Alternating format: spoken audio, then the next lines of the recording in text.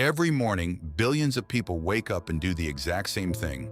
They unlock their phones, they open Google, they watch YouTube, they scroll through Instagram, they send messages on WhatsApp, they shop on Amazon. But here's the question almost nobody asks. Who actually owns the internet? Is the digital world truly free? Or is it controlled by a surprisingly small number of companies? Tonight, we're uncovering the hidden powers behind the internet. The internet is often described as humanity's greatest invention. It connects billions of people across the globe. Every second, millions of emails are sent, thousands of videos are uploaded, and billions of dollars move through digital networks. But despite its enormous size, there is one question most people never ask. Who owns it?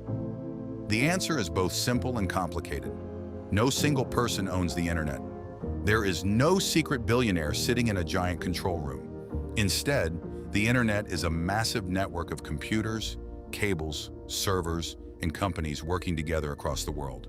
But while nobody owns all of it, a handful of companies control much of the digital world we use every day. Google, Amazon, Meta, Apple, Microsoft. Together, these companies are worth trillions of dollars, and their influence reaches further than most people could ever imagine. Let's start with Google. Every day, Google processes billions of searches. Need directions? Google Maps. Need an email account? Gmail. Want to watch a video? YouTube. Using an Android phone? Google is there too. For billions of people, Google isn't just a company. It's the gateway to the internet itself.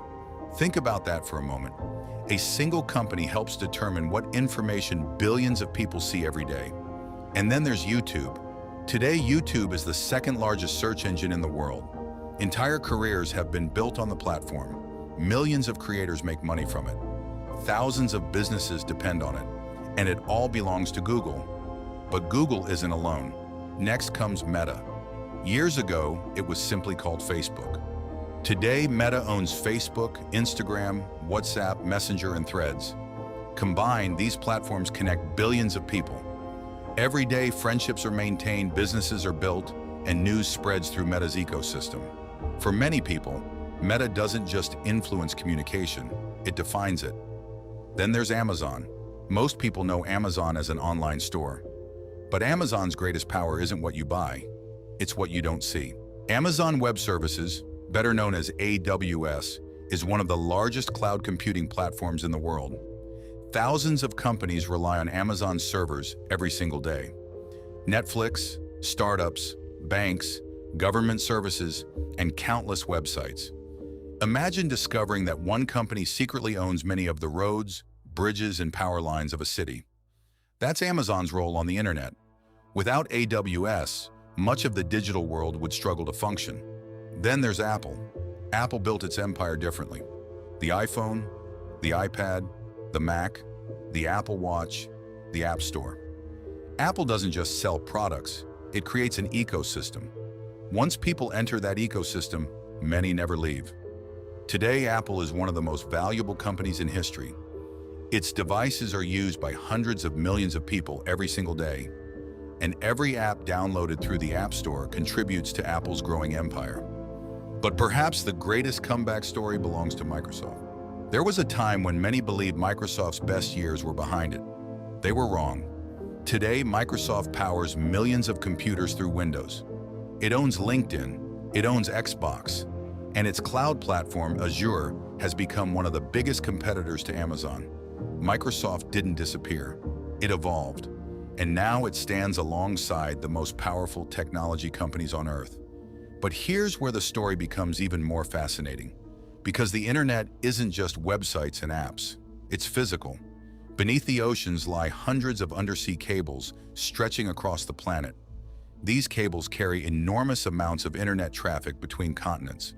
Without them, international communication would slow dramatically. And many of the companies we've discussed invest billions of dollars into maintaining this infrastructure. Then there are data centers.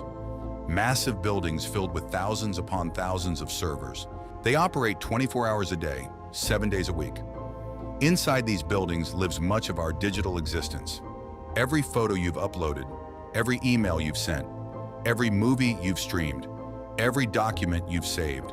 Somewhere, all of it exists inside a server. And many of those servers belong to Google, Amazon, Microsoft, and Meta. In many ways, data has become the oil of the 21st century, and the companies collecting it have become some of the richest organizations in human history. But there is another layer of the internet that most people never see: domain names. Every website you've ever visited depends on a system known as DNS, the domain name system. Think of it as the internet's phone book. Without DNS, we'd all be memorizing long strings of numbers instead of typing google.com or youtube.com. It's one of the many invisible systems quietly keeping the internet alive every second of every day. And then there's artificial intelligence. For decades, the internet was primarily about information. Today, it's becoming something entirely different: intelligence. AI is rapidly changing how we search, work, create, and communicate. Companies are investing hundreds of billions of dollars into building the next generation of technology. The question is no longer, who owns today's internet? It's this: who will control tomorrow's? Will it be Google, Microsoft, Amazon, or a company that doesn't even exist yet? There is also a growing battle happening behind the scenes. Governments around the world are becoming increasingly concerned about the influence of large technology companies. Questions about privacy, competition, monopolies, and digital rights are being debated in courtrooms and government buildings across the globe. Some believe these companies have become too powerful. Others argue that they simply built products billions of people voluntarily choose to use. It's a debate that will likely continue for decades, because history has shown us that whenever technology changes the world, power inevitably follows. And perhaps that's the most surprising part of this story.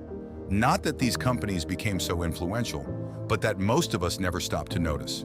Because tomorrow morning, billions of people will wake up and do exactly what they did today. They'll unlock their phones, open Google, watch YouTube, scroll through Instagram, send a message on WhatsApp, and continue living inside one of the greatest digital empires ever created. So who owns the internet? The answer is both simple and complicated. No single person controls it. No secret organization sits behind a giant control panel. But a surprisingly small number of companies have built the platforms, infrastructure, and services that billions of people rely on every single day. And perhaps that's the greatest secret of all. The internet was created to connect humanity, yet somewhere along the way, it also created some of the most powerful companies in history. If you enjoyed this video, subscribe to Hidden Billionaires and turn on notifications. Because next time we're uncovering another billionaire secret the world doesn't want you to know.